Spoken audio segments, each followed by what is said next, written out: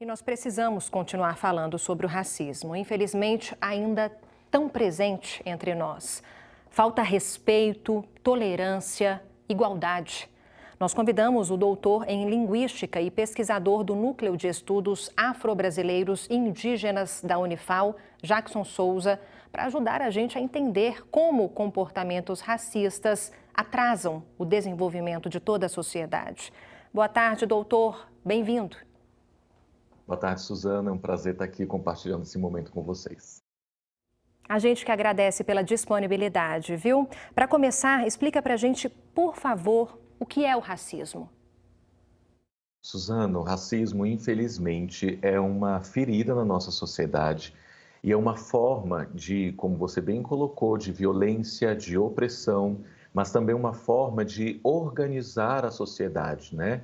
Então, a gente hoje está pensando, estamos refletindo aí sobre esse racismo estrutural, como ele estrutura a sociedade, onde ele posiciona a pessoa negra, né? Então, e a gente começa a naturalizar como a gente enxerga a pessoa negra na sociedade. Então, quais são as profissões que essa pessoa negra pode exercer? Quais os lugares onde essa pessoa negra pode ou não pode transitar, né? E isso da percepção da pessoa não negra para a pessoa negra. E da pessoa negra, ela também não se sente pertencente àqueles lugares. Por exemplo, ela não se sente pertencente à universidade, ela não se sente pertencente a, por exemplo, a desfrutar aí de um transporte aéreo, por exemplo, ou transitar nos corredores de um shopping sem ser perseguido, sem sofrer violências assim. Então, o racismo é uma ferida, é uma forma de opressão, mas infelizmente também é uma forma de naturalizar essa organização tão desigual na sociedade. Agora explica para a gente, por favor, em que o racismo estrutural prejudica a coletividade social. Para a gente entender, Suzana, de uma maneira mais simples, é impossível que duas pessoas elas consigam chegar no mesmo lugar, sendo que uma dessas pessoas está atrasada para esse compromisso, né?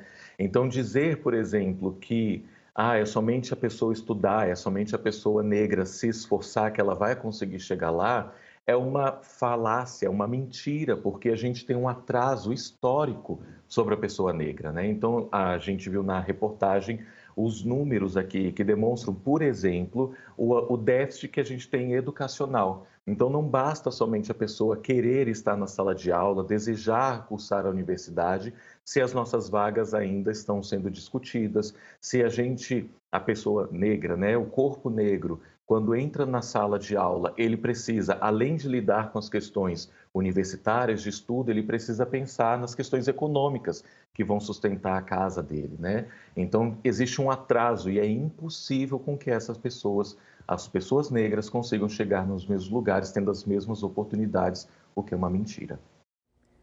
Jackson, sobre o dia de hoje, a gente precisa muito reforçar que não é uma data de celebração apenas, né? Mas sim um dia para se falar sobre os problemas enfrentados pela população preta no Brasil. E não são poucos esses problemas.